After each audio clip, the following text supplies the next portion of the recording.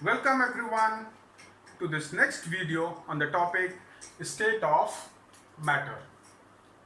अब तक हम लोग पुराने वीडियोस के अंदर change in state of matter discuss कर चुके हैं, जिसके अंदर हमने देखा था कि what is a melting process and a boiling process all about in terms of कि क्या चेंजेस हो रहे हैं in the structure of the substance and what are the factors which impact the boiling or conversion of substance from one state to another. ठीक है, तो हमने देख लिया था कि लिक्विड को सॉलिड को लिक्विड में कैसे कन्वर्ट करते हैं और लिक्विड को गैस में कैसे कन्वर्ट करते हैं. तो ये जो वीडियो है उसी टॉपिक को थोड़ा और आगे बढ़ाएगा और उस प्रोसेस को, मेल्टिंग प्रोसेस को या बॉइलिंग प्रोसेस को थोड़ा और क्लोजली स्टडी करेगा and we will look at a bit of mathematics behind the two processes. ठीक है, तो चलिए let's start. Now in this video we will concentrate on something which is known as latent heat. Now before I define latent heat, what I will do is कि मैं एक छोटा सा experiment आपको एक्सप्लेन करूंगा एंड उसी experiment के observation से we will bring out the concept of latent heat. Latent heat होती क्या है, ठीक है. So let's look at the process of melting. ठीक, now let's consider that there is this beaker which is filled with ice. Okay, so we have taken a beaker which is filled with ice और इस beaker में हम एक thermometer insert कर देते हैं. ठीक है, और ये थर्मोमीटर किसी स्टैंड पर अटैच कर दिया हमने किसी हुक की हेल्प से. ठीक, तो एक्सपेरिमेंटल सेटअप एक बार फिर से देख लो. एक बीकर है, उसके अंदर हमने आइस ली और एक थर्मोमीटर को हमने उसमें अच्छे से डिप कर दिया और फिर नीचे हमने एक बर्नर लिया.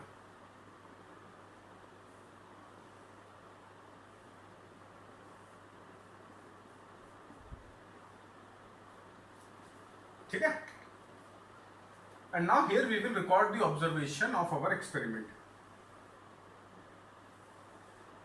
यहां पर हम रिकॉर्ड करते हैं time and here we will record temperature and here we will record state या फिजिकल स्टेट. जब मैं फिजिकल स्टेट बोल रहा हूं तो आई विल रिकॉर्ड वेदर यहां पर सॉलिड के फॉर्म में कि लिक्विड के फॉर्म में कि सॉलिड प्लस लिक्विड दोनों के फॉर्म में. ठीक, तो इनिशियल में सेटअप लिया, अभी हमने बर्नर को ऑन नहीं किया और मैं टेम्परेचर नोट डाउन करता हूं. तो लेट्स से इस टाइम को मान लेते हैं 0 सेकेंड. तो टेम्परेचर कितना आएगा, आइस का टेम्परेचर 0 डिग्री सेल्सियस और इस टेम्परेचर पे फिजिकल स्टेट है सॉलिड, क्योंकि पूरा का पूरा आइस के फॉर्म में है. अब मैं इसे स्लोली हीट करना शुरू करता हूं. अब हीट करने के बाद लेट्स से मैं 30 सेकेंड बाद मैंने फिर से टेम्परेचर नोट किया. तो अगेन आई फाउंड कि temperature is still 0 degrees Celsius and the state, कुछ आइस मेल्ट होकर वाटर में कन्वर्ट हो गई, बाकी आइस के फॉर्म में है. तो स्टेट में लिख सकता हूं solid plus liquid, solid because of ice and liquid because of water. ठीक, again I noted down after 60 seconds, again I found the temperature to be 0 degrees and again the state to be solid plus liquid. I keep on noting this and suddenly I reach a time t जहां पे मेरा temperature still 0 degree Celsius है and my state is almost completely liquid. एक आध piece solid का ice का बचा हुआ, बाकी पूरा का पूरा लिक्विड में कन्वर्ट हो चुका है। और उसके बाद जब मैंने फिर से थोड़े टाइम बाद टेम्परेचर नापा, तो then I found the temperature to be 5 degrees Celsius and the physical state to be liquid. उसके बाद फिर लेट्स से इस टाइम को मैं मान लेता हूं इजी करने के लिए 2 मिनट्स, ये 2 minutes 30 second, let's say 2 minute या 3 मिनट्स पे ले लेते हैं। I again took the temperature, I found it to be 10 degrees Celsius and again the state to be liquid। ठीक है, तो हमने इनिशियली टेम्परेचर नोट किया 0 डिग्री सेल्सियस, पूरा का पूरा आइस के फॉर्म में था। अभी मैंने हीट करना शुरू नहीं किया था, फिर मैंने हीट करना शुरू किया और 30 सेकंड के इंटरवल में टेम्परेचर नोट करता गया। तो काफी देर तक मेरा थर्मोमीटर का टेम्परेचर चेंज नहीं हुआ, 0 डिग्री सेल्सियस ही आया और जो मेरा फिजिकल स्टेट थी वो सॉलिड प्लस लिक्विड के फॉर्म में थी, यानी कुछ चीज लिक्विड वाटर में कन्वर्ट हो गया था, बाकी आइस के फॉर्म में था। 2 मिनट्स पर मैंने देखा temperature still 0 degree Celsius but physical state almost liquid, कुछ 1-2 पीस मेरे आइस के बचे रह गए थे। जब मैंने 2 मिनट 30 सेकेंड पे देखा तो मैंने देखा पूरा का पूरा लिक्विड है और टेम्परेचर चेंज हो गया है, टेम्परेचर बढ़ गया है। ठीक, तो अब ये ऑब्जर्वेशन है। अब इस ऑब्जर्वेशन को कैसे एक्सप्लेन करेंगे, किस तरीके से आप एक्सप्लेन करोगे कि यहां तक temperature remain constant? Why did the temperature remain constant? Normally क्या होगा, जैसे ही आप किसी सब्सटेंस को हीट करते हो, हीटिंग पे क्या होता है,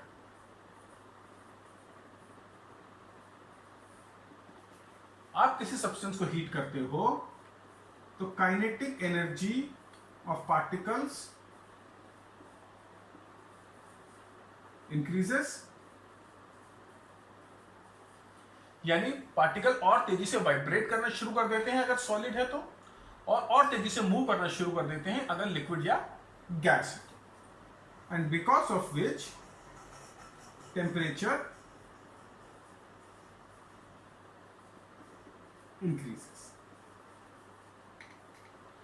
तो जनरली हीट करने पे ये होता है, kinetic energy of particles increase होती है और अगर kinetic energy of particles increase होगी तो टेम्परेचर इंक्रीज होगा। तो इस केस में हीटिंग करने पे काइनेटिक एनर्जी क्यों इंक्रीज नहीं हुई और टेम्परेचर क्यों कांस्टेंट रहा? तो ये क्वेश्चन का आंसर क्या होगा? So this concept is explained using latent heat। ये टेम्परेचर कांस्टेंट क्यों था, ये कॉन्सेप्ट हम एक्सप्लेन करेंगे बाय यूजिंग लेटेंट हीट। तो ये मैंने दिखाया आपको, ये एक्सपेरिमेंट मैंने आपको कैरी आउट किया था for a conversion of solid to liquid.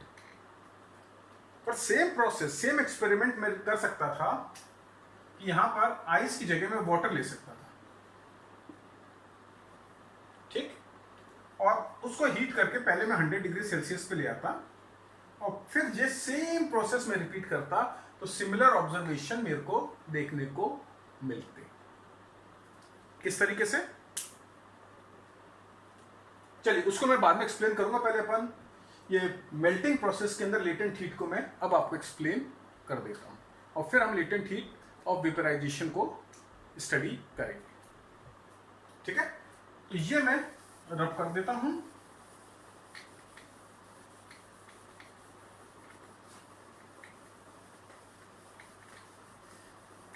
और अब हम डिफाइन करेंगे latent heat of fusion. Fusion का मतलब होता है melting.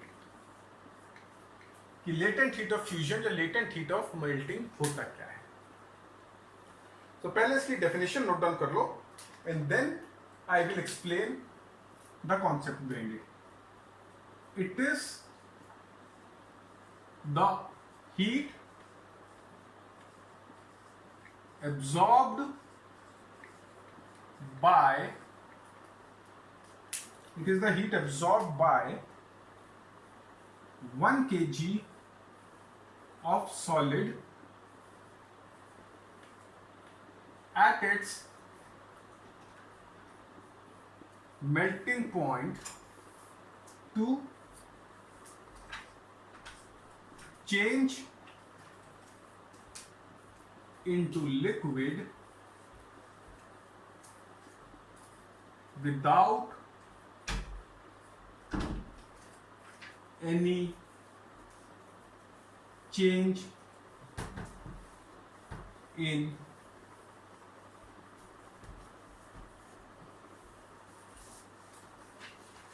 temperature.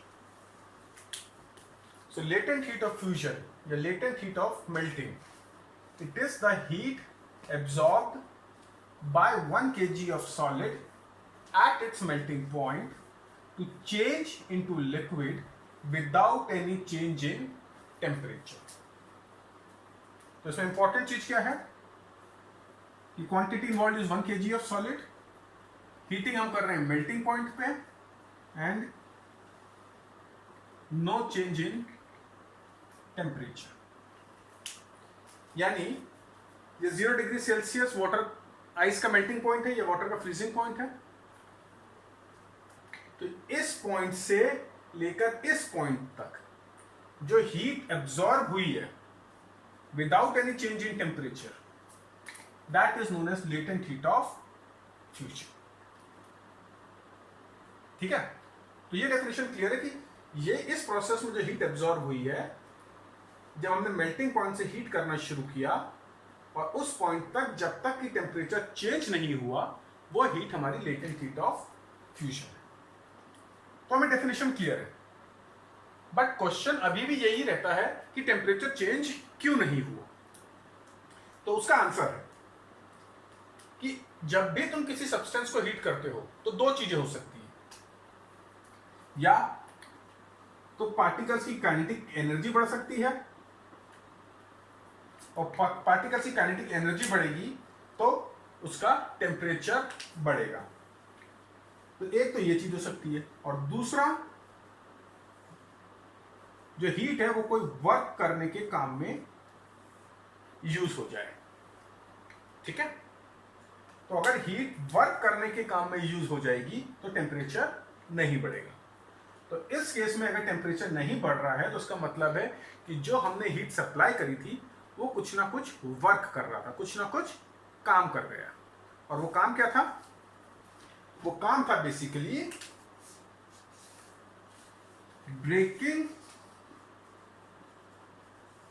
The force of attraction between particles of solid.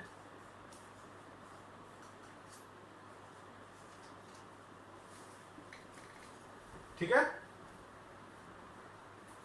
so because the energy or the heat that we gave at the melting point of water was used up to break the force of attraction between particles of solid, and therefore the temperature did not change.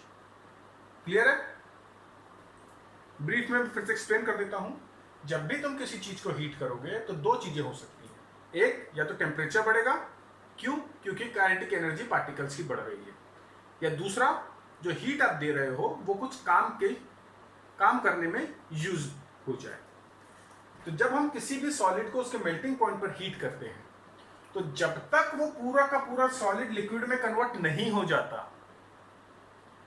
ध्यान दो, जब तक वो पूरा का पूरा solid liquid में convert नहीं हो जाता तब तक जितनी भी हीट आप दोगे वो पार्टिकल्स के बीच का जो फोर्स ऑफ अट्रैक्शन है उसको तोड़ने में यूज अप हो जाएगी, and therefore temperature of the system या temperature of the solid will not change. ठीक, तो याद रखो, latent heat of fusion, it is the heat absorb by 1 kg of solid at its melting point to change into liquid without any change in temperature. And why there is no change in temperature?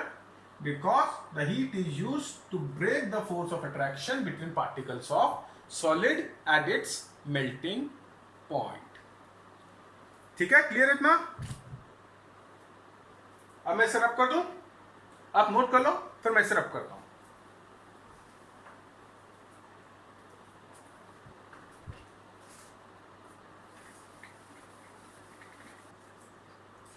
Okay, तो हमें अब clear है कि latent heat of fusion क्या होता है। अब एक इसकी छोटी सी एप्लीकेशन हम देखते हैं। एक बात बताओ, अगर मैं वाटर लेता हूं अपने हाथ में at 0 degree Celsius, with ice लेता हूं अपने हाथ में 0 डिग्री सेल्सियस, तो कौन सा मुझे ज्यादा ठंडा लगेगा, वाटर एट 0 डिग्री सेल्सियस की आइस एट 0 डिग्री सेल्सियस? तो आंसर है ice at 0 degrees Celsius.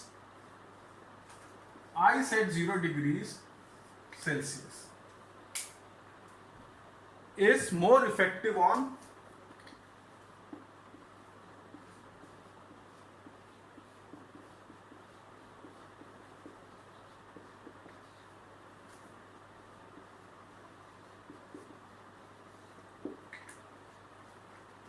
ice at 0 degrees Celsius is more effective in cooling than water at same temperature.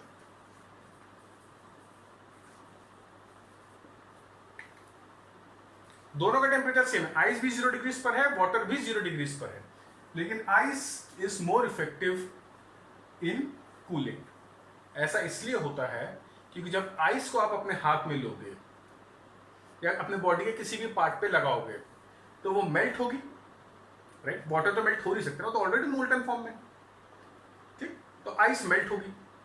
अब during the process of melting ice क्या करेगी? It will require latent heat of fusion. उतनी heat उसे absorb करनी पड़ेगी ना bonds को break करने के लिए, तो वो हीट कहां से अब्सॉर्ब करेगी? वो हीट अब्सॉर्ब करती है हमारी बॉडी में से। तो because of that we feel more cold, because of that ice की जो कूलिंग होती है वो ज्यादा होती है एज कंपेयर टू वाटर, ठीक? तो ice at 0 degree Celsius is more effective in cooling than water at same temperature because ice absorbs heat equal to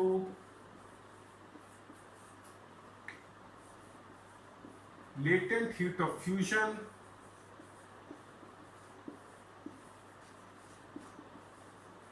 from our body as it melts. ठीक है, समझ में आ गया? भैया आइस और water दोनों 0 डिग्री सेल्सियस पर थे, तो कोई बोलेगा कि दोनों अगर सेम टेम्परेचर पर है तो दोनों की कूलिंग सेम होनी चाहिए, बट ऐसा नहीं होता है, क्योंकि जब हम आइस अप्लाई करते हैं अपने बॉडी पे तो आइस मेल्ट होगी, और आइस जब मेल्ट होगी तो वो हीट एब्जॉर्ब करेगी equal to latent heat of fusion. और वो हीट कहां से एब्जॉर्ब होगी? हमारे बॉडी में से, क्योंकि हमारी बॉडी ज्यादा टेम्परेचर पर है, ज्यादा गर्म है। So because this extra heat is getting absorbed from our body, तो हमारी बॉडी ज्यादा कूल डाउन हो जाएगी। Therefore, ice is more effective in cooling. Clear है कॉन्सेप्ट? नोट डाउन कर लो, very important question, you should know.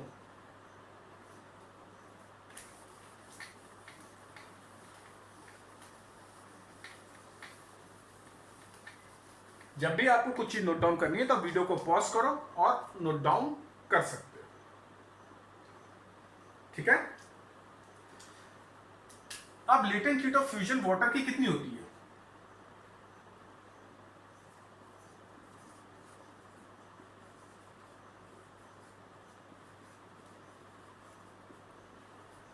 Latent heat of fusion for water कितनी होगी? Latent heat of fusion for water is equal to 330 kilo joules per kg. 330 kilo joules per kg. इसका क्या मतलब हुआ कि 1 kg of water will require 330 kilo joules of heat to completely melt into water.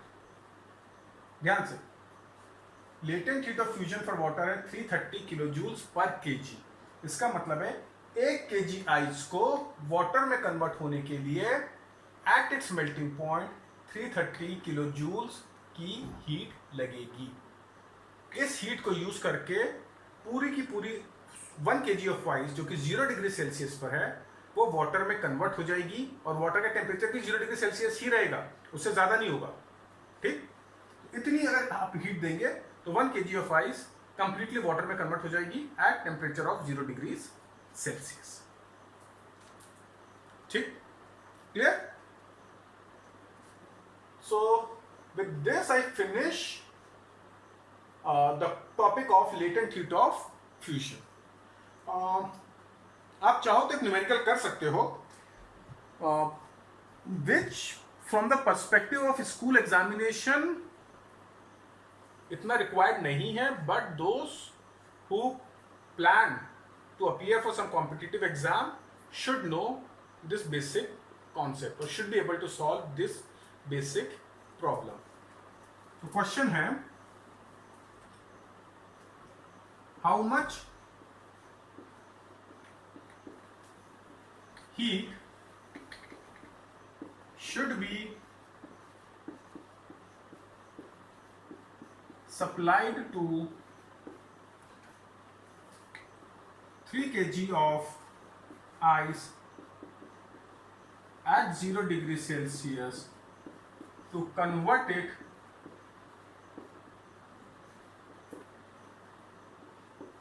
into water at same temperature.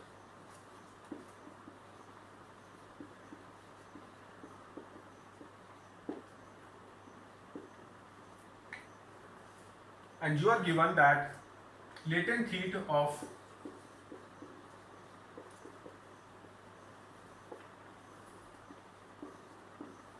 fusion for water is 330 kilojoules per kg.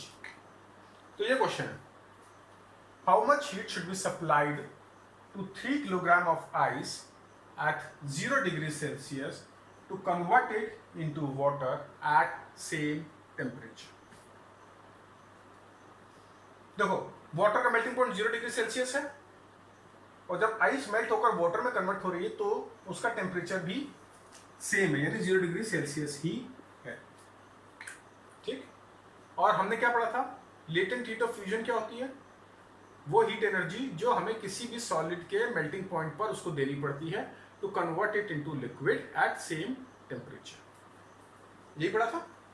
तो इसका मतलब है इसके अंदर जो हमें हीट लगेगी that will be what, latent heat of fusion multiplied by the mass. क्योंकि लेटेंट हीट ऑफ फ्यूजन क्या होती है? Heat required for 1 kilogram of water, यानी 1 किलोग्राम ऑफ आइस को अगर हमें कन्वर्ट करना है वाटर पे एट 0 डिग्री सेल्सियस तो हमें कितनी हीट चाहिए? तो अगर हमें 3 kg कन्वर्ट करना है तो हमें कितनी एनर्जी चाहिए पड़ेगी? तो answer should be mass is equal to 3 kg और latent heat of fusion is equal to 330. So heat required is equal to 330 into 3 which is equal to 990 kilo G. आइए समझे बेसिक क्वेश्चन कि आपको latent heat of fusion दी हुई है और आपसे पूछा है कि for given mass of substance कितनी हीट लगेगी। तो आप लेटेंट हीट को मास से मल्टीप्लाई कर दो क्योंकि ये पर केजी होती है और यहाँ पर मास 1 kg से डिफरेंट है। ठीक है, तो this is something which is not going to be asked in your school level examination, but in competitive exams this concept you are expected to know. Okay, so with this I will conclude today's topic of latent heat of fusion. तो इसके अंदर हमने देखा कि latent heat of fusion होती क्या है. Next video के अंदर we will cover latent heat of vaporization. Same concept है, ओनली डिफरेंस इज कि यहां पर सॉलिड से लिक्विड में चेंज हो रहा है और लेटेंट हीट ऑफ वेपराइजेशन के अंदर लिक्विड टू गैस में कन्वर्शन होगा. So I hope you enjoyed this video and you found it interesting. So I will be back soon with the next video on latent heat of vaporization. So till then, goodbye and have a nice time.